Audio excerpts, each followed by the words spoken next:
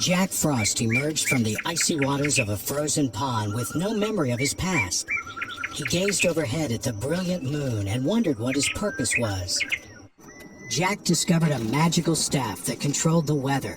He conjured a windstorm and flew to a nearby village, but he was invisible to the townspeople.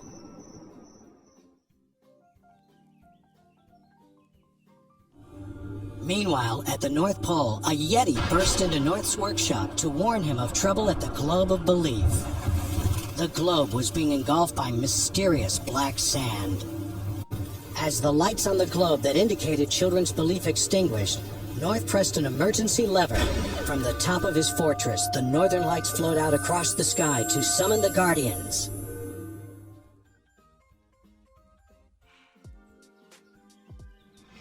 The Guardians raced to the North Pole when they saw the northern lights.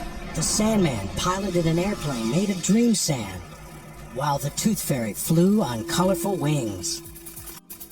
The Easter Bunny, Bunnymun, tapped his foot to open a magical underground tunnel. Oh, it's freezing! He grumbled as he arrived at the North Pole.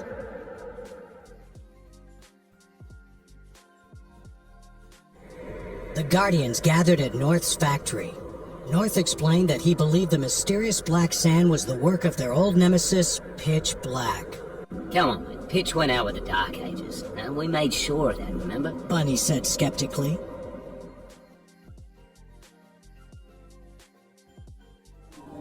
As Bunny and North argued, Sandy noticed a moonlit silhouette of a tall, dark figure. The Man in the Moon revealed that Pitch had indeed returned.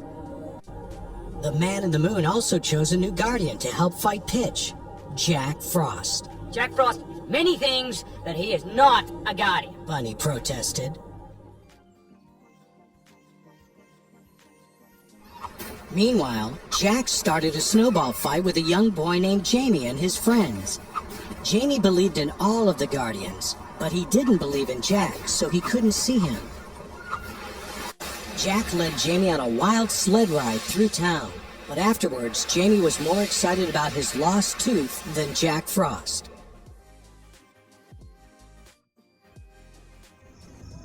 That night, Jack peered longingly through Jamie's window. He asked the Man in the Moon what he was doing wrong, but the moon didn't answer. He never did. Suddenly, Jack noticed golden streams of sand floating by. From high above, Sandy sent his dream sand to give the children of the world sweet dreams.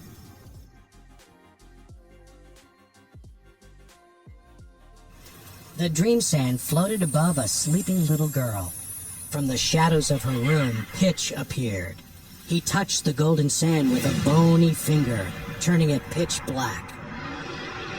The golden unicorn she dreamt of transformed into a black, nightmarish horse. Yeah. What a pretty little nightmare. Pitch hissed.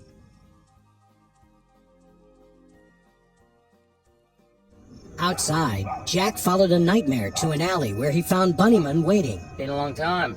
Blizzard of 68, I believe. Easter Sunday, wasn't it? Bunny asked Jack. Then, two Yetis surprised Jack from behind and threw him into a sack. They jumped through a magic portal to the North Pole with Jack in tow. When Jack arrived at the North Pole, North explained that he was chosen to be a guardian.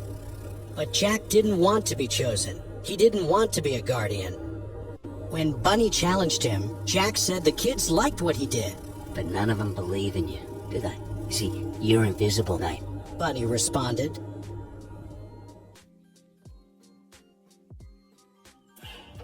North took Jack to his workshop. He explained that his purpose was to inspire wonder in the children of the world. He asked Jack what his purpose was. Suddenly, Bunny rushed into the room. We have a problem, mate.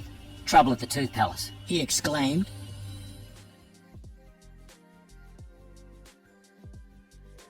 The Guardians rushed to North's sleigh. I think my tunnels might be faster, mate. Bunny said nervously. North laughed and pulled Bunny inside.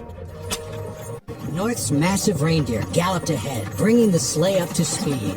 They launched through an opening in the fortress and rocketed into the sky.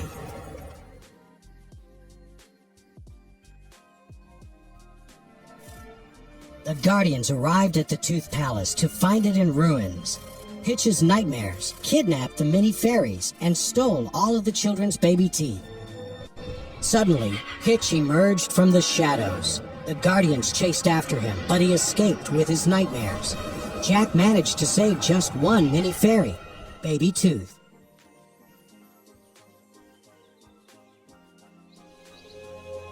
Tooth was devastated. The Guardians tried to console her as she explained that baby teeth contained children's memories. Pitch had even stolen Jack's baby teeth. Tooth told Jack that he was someone before he became Jack Frost. His memories were locked in his baby teeth.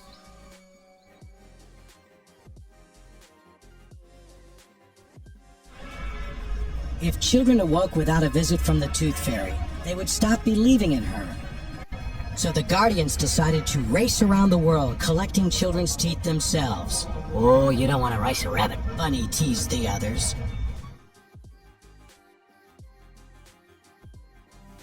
From his subterranean lair, Pitch watched over a globe. The kidnapped mini fairies chirped noisily from cages. The lights. Why aren't they going out? He wondered. He realized the Guardians were collecting teeth. Fine. Have your last hurrah for tomorrow. All your pathetic scrambling will be for nothing. Pitch said menacingly.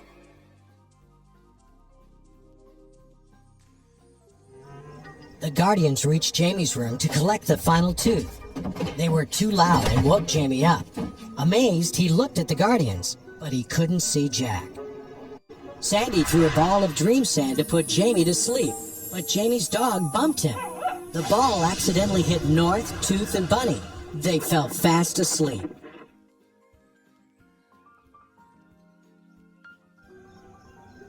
Jamie's little sister Sophie wandered into the room during the confusion. She walked through North's magic portal to Bunny's warren, while Sandy finally put Jamie to sleep. Jack and Sandy saw a nightmare fly by Jamie's window. The two chased after it and discovered Pitch waiting for them on the rooftop.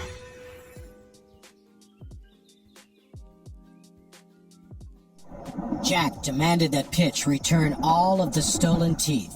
Why do you care about the teeth? Pitch asked. It was a trap. Hundreds of Pitch's nightmares surrounded Jack and Sandy. The Guardians arrived and fought Pitch and his nightmares, but Pitch threw an arrow made of nightmare sand, hitting Sandy in the back. The Sandman dissolved into black sand.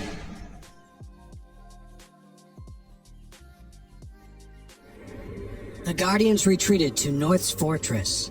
As they mourned their friend, the lights on the globe went out as children stopped believing. Hey, buck up, you sad sacks. Come on, we can still turn this around. Easter is tomorrow, and I need your help. Bunny urged. The Guardians followed him into a tunnel.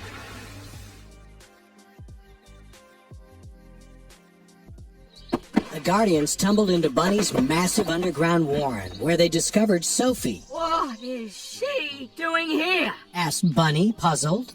With Sophie's help, the Guardians painted hundreds of thousands of eggs for Easter.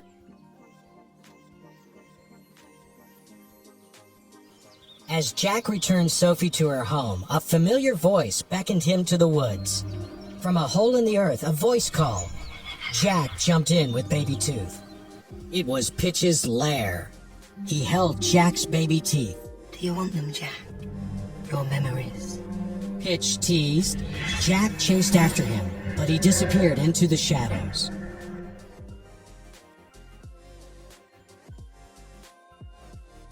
Jack frantically chased Pitch through his lair, but it was no use.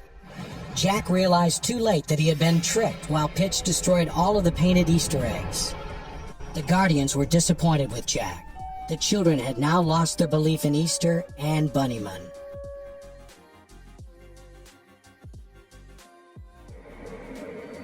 Jack retreated to Antarctica, where Pitch appeared and suggested Jack join him. What goes together better than cold and dark? Pitch asked, but Jack refused. Pitch threatened to squeeze Baby Tooth and offered to trade her along with Jack's teeth for his staff. Jack reluctantly agreed, but Pitch threw Baby Tooth into an ice crevice and broke the staff.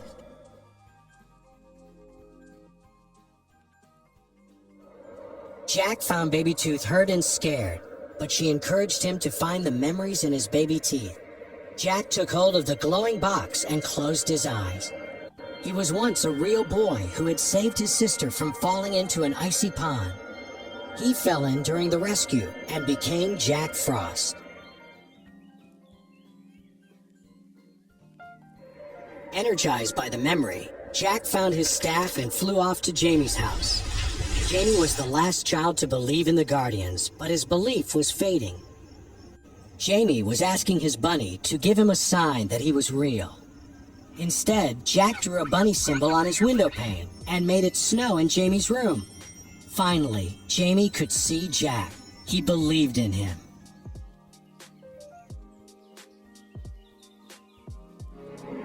The Guardians arrived in North Sleigh. They were weak from loss of belief, and Bunny had turned into a cute little rabbit. When Pitch descended on a storm cloud of nightmares, the Guardians moved to protect Jamie. All this fuss over one little boy, and still he refuses to stop believing. Pitch raged. Jack flung a snowball, hitting Pitch in the face. The children of the town fought alongside the Guardians, showing no fear of Pitch. The children believed again. The Guardians were getting their strength back.